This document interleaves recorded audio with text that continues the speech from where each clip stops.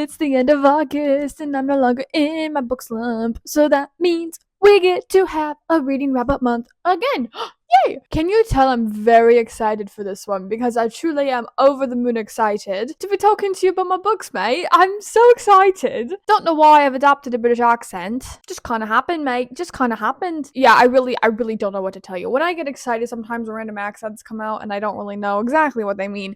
But let me show you my book stack for August. Here it is. This is every single book that I have physically that I read for August. I think there are 3 on my Kindle, maybe just 2.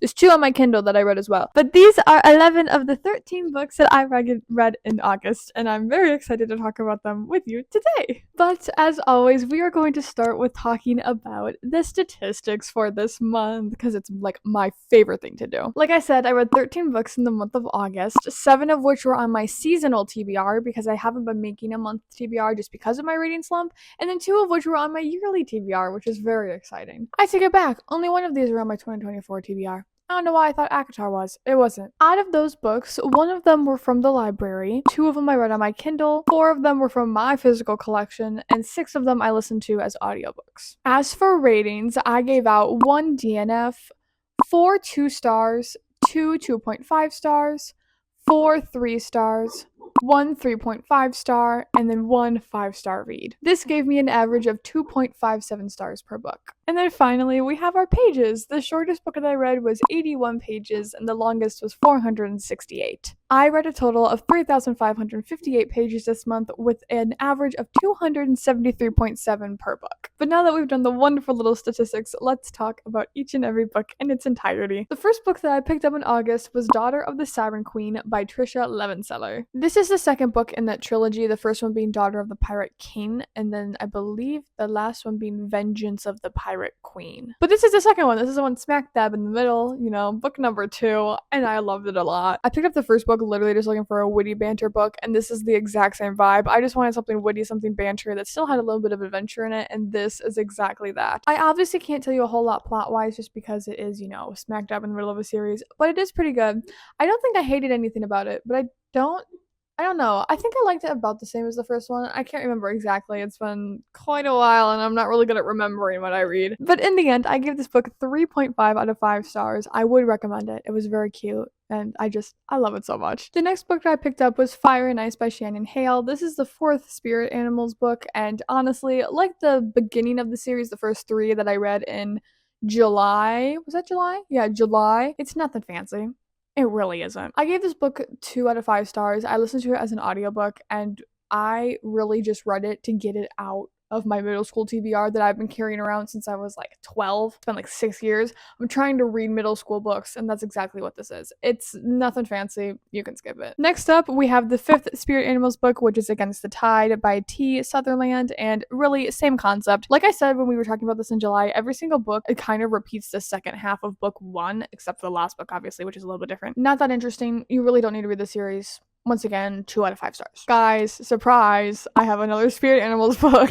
This one is Rise and Fall by Elliot Schrefer. Literally, same exact freaking thing. They're just finding these talismans and trying to defeat the evil guy. It's for middle schoolers, and I'm aware of that, but you can skip it. Another 2 out of 5 stars. This next book, however, is not a 2-star read. It is, in fact, a 5-star read, and that is The Blackthorn Key by Kevin Sands. When everybody else my age was obsessing over Percy Jackson, Harry Potter, Diary of a Wimpy Kid, Dork Diaries, 31 Clues, this is what I was reading. Or at least the first 3.5 books. I never got all the way through the 4th, and he has, since when I read them the first time, come out with a 5th and a 6th book, but that's besides the point. The Blackthorn Key series follows Christopher Rao, an apothecary's apprentice, and in the first book, he loses his master, for lack of a better term, and it's him solving the mystery of where his master went and what happened, and just discovering so many secrets about the apothecary world in 1600s London that I love it so much. The atmosphere that is created in these books is one that I will always hold near and dear to my heart. I remember when I was in like 8th grade, after I finished the 3 books that were released, I'm like, I need to know. I need another series to read. I love 1600s. I love the apothecaries. Can you recommend something to me? Like, I want to go talk to a librarian about it. And there's not another series series out there that is like these ones that I have found. But that I found at the ripe age of like 13, 14, there wasn't. And it broke my heart that there wasn't, because I love this series so much. When I got back into reading about a year and a half ago, I told myself I wanted to go through and tab this series because of how much I loved it. And as you can see, I did exactly that. I mostly tab like friendship moments between Christopher and his best friend Tom, things I found funny, or, you know, a couple quotes that I thought would reign true in the real world. But like I said, The Blackthorn Key by Kevin Sands gets a 5 out of 5 stars. I cannot wait to continue my reread of this series and continue to tab the things that I loved when I was in middle school. Next, we have Spirit Animals The Evertree by Mary Lou, which is the final book in the Spirit Animals series. Thank God. This one also got 2 out of 5 stars. However, I will say that the pacing of this book was better than the other 6 books I read. The pacing of this was a lot better, and so was the plot. In this book, we didn't do the same exact thing that we were doing in every other book. This book had an original, new concept, and we went to go do something else, and I loved it so much for that, because it made the series for me. The ending, beautiful. Was it very sad? Yes. This series really does not shy away from like death and just killing people, which I was surprised by, because it's made for like 8-year-olds, I think, 8 to 10-year-olds, but it's very much still in my opinion, has a lot of like adult fantasy concepts, like death, killing people. Like, they really just talk about it a lot in this book, and it just kind of like blows my mind how much we talk about it. Anyways, I'm very happy to say that I finally finished the Spirit Animal series. I will not be picking up that secondary series. I don't care enough, and those ones weren't on my TBR, but these 7 were, and I'm finally done with that series. The next book that we have is Lore by Alexandria Bracken. This is a book that I still have a whole bunch of conflicted feelings on, and I am going to put it down because it's very heavy. I don't know why this copy of it is so heavy, but even while reading it, I'm like, wow, this book is insanely heavy. The weight of the book does not have anything to do with my rating on the book. I feel like I need to say that now that I talked about the weight of it. It's just a really heavy book. But in Lore, we follow the main character, Lore, as she goes to this thing called the Aegon that shows up in like New York every 7 years. And it's a chance to kill the current Greek gods that were banished for some reason, I think. I don't know. I'm still really confused on that part. I really, truly don't know how I feel about this book, and maybe it's because I don't like fully understand like the beginning of the plot. You know, I don't know how this Aegon thing came to be, but I understood what I was reading, you know? I don't know. I don't know if I missed something or what, but this one did not hit the same mark for me as Silver and the Bone did, which is another book by Alexandria Bracken, and I loved that one. I riped and I raved about that book when I finished it because I loved it so much. And this one did not hold that same feeling for me. It really just didn't. I did give it 3 out of 5 stars though, because at the end of it, I did feel like I wanted to cry because I was gonna miss the characters. So obviously it meant something to me, you know? Dude, that makes it sound so bad, but no, the book was really good. I just have a tendency to cry when I finish books that I really like. I don't know, especially when it comes to series, you know, because I've been with those characters for so long. But I did read it, and I would recommend it. I think it was good if you like the Greek god aspect of, is it considered theology? I don't know. You know what I mean. And if you don't, that's too bad. I don't know what I mean either. After that, I read Just Like Home by Sarah Gailey. Well, technically, I listened to Just Like Home by Sarah Gailey. And this book, what was this book? I really, truly still don't know. I didn't hate it. You know what? Maybe I did. Like I said, I really don't know how I feel about this book. It started off as like a mystery thing because Vera goes back to her childhood home to take care of her dying mother, and the house is weird, and I knew that going in, right? Like, that's what you know going in. But about like 50% of the way through the book, I was like, what is going on? What is going, like, I didn't, what's going on, you know? Like, I don't know. The twist in the end of this book pissed me the fuck off, and is just really weird to me. Like, I don't know why that is what we made it be. It's so weird, and it makes me feel gross, and maybe that was the point, but I didn't know going in that it was gonna revolve so much around like an inanimate object. Like, I can't, okay? I really can't. It really pisses me off. It's gross. It's really gross, and it didn't leave me with like that, oh my god, it's so gross, ooh, I love reading. No, it was like, oh, this is disgusting. Why? Ugh. Like, the last 5 chapters, it made me feel disgusting, like, as a human. I was listening to the audiobook while crocheting, and my face was like this. I'm like, why is this what I'm listening to, you know? It really was just not it. It was not it for me. It might be for other people, but for me, I'm staying far away from Just Like Home, because it did not feel like home. It felt like death, and that is why I got a 2.5 out of 5 stars. The next book that I read is going to be An Echo of Old Books by Barbara Davis. However, I did DNF this book, so really, I didn't read it. This is one that I've been trying to read since before before my book slump, and I tried to get back into it, and it's just not it anymore. I really don't think I liked it to begin with when I was reading it pre-book slump, so coming back to it was just like, why am I forcing myself through this when I don't like it as much as I do? I did read a good chunk of it though. I think I got like 45% of the way through it, and I'm just like, I can't do it anymore. Like, I really can't. So I didn't. I stopped. So I chose to take my leave from A Neck of Old Books by Barbara Davis and move on to something better. And that something better is going to be A Court of Thorns and Roses by Sarah J. Maas. When I tell you that I have had people asking me to read this series for so long, including one of my best friends, because of how many people have been like, oh my gosh, you need to read it. I loved it so much. I didn't end up making an entire video dedicated to me reading ACOTAR. And if you didn't see that, I didn't really like it.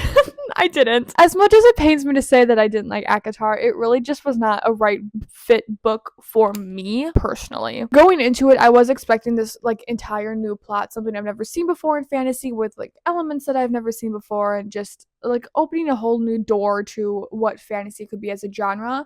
And this series wasn't that. And I do think that that's mostly my fault. I think I gave too much like credit to what people were saying about the book before actually like diving into it and realizing what the book was about for myself. But when I went back and looked at the like recommendations that I saw for this book, not through my personal friend Grapevine, I realized it was because people were recommending it to beginning fantasy readers, people who have never read the fantasy genre before, people who are looking to get into the fantasy genre with just a sprinkle of fantasy in there. And it makes a lot more sense of why I rated it the way that I did. I said this in my vlog, but literally, this is a beginning fantasy read. It's a plot that I have seen before. It's a plot I have read 7 or 8 times before. It has elements that I love about fantasy in it, but it has elements that I hate about fantasy in it as well. And for that reason, it did get a 3 stars for me. I will 100% be continuing the series because I really hate Tamlin and I love Rhysand, and I need to figure out what happens with the love triangle situation we got going on along with the plot. Like, what the heck is going to happen, because it kind of solved like the thing they were trying to solve in this book, you know? Like, I really just need to know, and I'm excited to find out. However, this is not one of those series I'm going to sit down and feel like I need to binge read it one day, because the next book is 700 pages and I could barely get through this 400-page one. It's going to take me a while. Next up, we have another middle school read, which is going to be Feathers by Jacqueline Woodson, who is a winner of a Newbery Honor Prize. And I'm pretty sure is the author of, what's that one book that I loved when I was a kid? Brown Girl Dreaming? This one. I'm pretty sure she's also the author of this one. And if not, then it's on the screen and I'll figure it out post-editing. If it's the same author that I'm thinking of, I loved that book when I was a kid. It really encapsulated the, what century is that? Is that the 18th century? The century where we were leaving the slave trade as a country, as like America. You know what I mean? When I was a kid, I was like fascinated and taken aback by segregation and loved reading books about it. Not in a weird way, but in like I loved encapsulating myself in the historic elements of it and learning about it from like first person perspectives in the world of books. Does that make sense? Like, I want to make it very clear that I'm not racist, but I just read a lot of books about slavery and not slavery and segregation and just like the really terrible times. World War II, I was gonna say 3, World War I. I read a lot about the Nazis and the Germans too. I don't know. Apparently I'm a history buff or something. Okay, I'm just digging myself a deeper hole. Main thing, I'm not racist, and I just really like reading books about history that are put in a fictionalized version that I can enjoy, like this. Okay. This is one of those middle school books though, so it wasn't like top tier amazing. Maybe I would have loved it more when I read it in middle school, when I first picked up the book like from a Scholastic book fair. Literally sponsors my middle school shelves, but I still liked it, you know? This one, once again, it deals a lot with the topic of different races and different is color groups the right word? Different races and different ethnic backgrounds, maybe is what I'm looking for. I don't know. It's like the time post segregation, but schools are still like segregated, but not actually in actuality. Do you get what I'm saying? Like, it's that transfer period from, oh, everything's very segregated to, oh, these people are allowed in our community. Does that make sense? Apparently I'm having a really hard time putting my thoughts into words about this topic. I'm so sorry if I'm not explaining myself well, but it's that transition period. And like, this isn't even giving me like a time. Dude, you can tell how long I've been carrying on this book. It has a Lexile level on the back of it. That's insane. That's very much lower than my Lexile level, for the record. Anyways, this book deals a lot with bullying and with families who come from different ethnic backgrounds. It deals with the adoption and foster care side of things, along with the main character's older brother being deaf, so we get that side of it as well. And I think that this book really talks about a whole bunch of important topics in a way that's easy for kids to digest, that I liked. Did I have fun digesting it now? it was just there, you know? Again, just trying to read the books off my middle school shelf. But I did give this book 2.5 out of 5 stars because I think, once again, it talked about a lot of topics that I really liked as a kid. And I think if I read it at the correct age group, I would have loved it. But for me now, it was just kind of there, you know? It was just kind of there. But after reading that, I took a complete 180 and picked up Scream First by Molly Doyle, which is a dark romance novella. Dude, I literally, my reading this month was all over the place, but I completely enjoyed myself. I don't want to give too much away about this novella, but it is literally what I said. It is a dark romance. I think it's like 80 pages long, super quick, super easy. Was looking for just something fun to read before I went to bed, and most of the time I pick up stupid books like this. Not stupid, but like things that I don't need brain power for because I'm falling asleep reading it, you know? But I did not think I would like this novella as much as I did. In fact, after reading the novella, I went and picked up the series, and I've already finished the first book, and I completely love the series. I don't know what was talked about in the novella versus the series, so I don't want to talk about it a lot because the timelines like completely overlap, but it is very good and I do like it a lot, and I give it 3 out of 5 stars because it's of average. You know, it was 80 pages. I didn't like get a whole bunch of character depth, but I did get attached to the characters, which I normally don't do in novellas, which I really, really, really appreciated. I liked it a lot. I really did. And then last but not least, we have The Diviners by Leva Bray. This book is a hefty book. Thank God. This book is a hefty book. Thank God I listened to it as an audiobook, dude. Like, honestly. This book takes place in 1900s New York, and it has a lot to do with the supernatural, the occult, and just like the spooky side of things, which I just absolutely loved. I think it was the perfect book to read when I want fall vibes, but don't really want the cold weather of fall, especially because it takes place in the summer. Like, it deals a lot with like spooky things, but it takes place in the very warm season, which I very much appreciated. In this book, I think we follow like 4 or 5 different perspectives of our main characters, with like perspectives from side characters sprinkled in there, and it becomes a beautiful novel that is woven together by so many different storylines and is so encapsulating. I love it so much. I will say it takes a little bit to adjust to the fact that you're switching point of views so very often, but after you do and you become more familiar with the characters, it is absolutely amazing. And as I've already said, the atmosphere of this book is portrayed beautifully. The language usage, what these characters are doing, how they do it, the way that they are described, how they look, their outfits, it's all literally so perfect and down to a T of what I wanted when I picked up this book that I have already started to read the second one in the series. I am reading a lot of series right now. I just realized I really need to stop picking up more series, but The Diviners by Leva Bray, I ended up giving 3 out of 5 stars. At some points it was a little bit slow, but then again, it is almost a 500-page novel, and they just keep getting bigger from here.